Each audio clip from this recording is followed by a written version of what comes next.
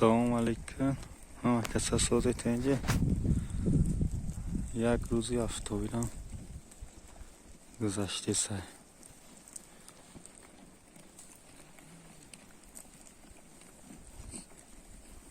مولواری همینجا یوغاندا چرا کرسه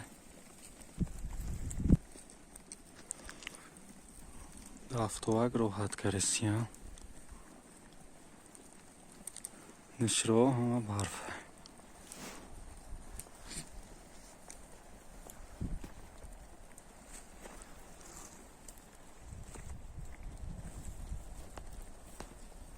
کینو هلگا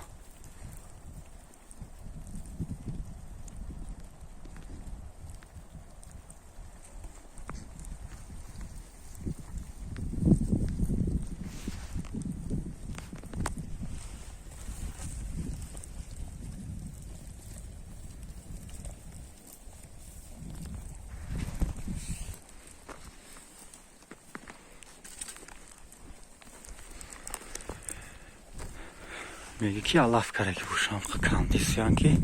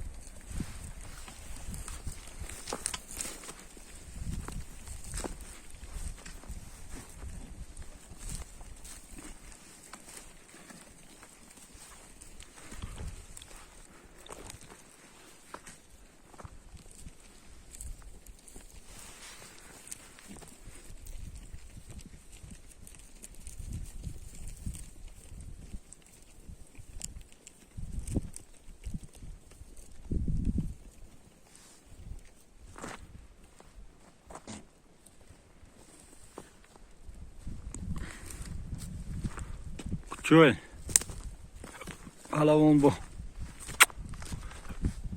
پهلوان کمون مالبانه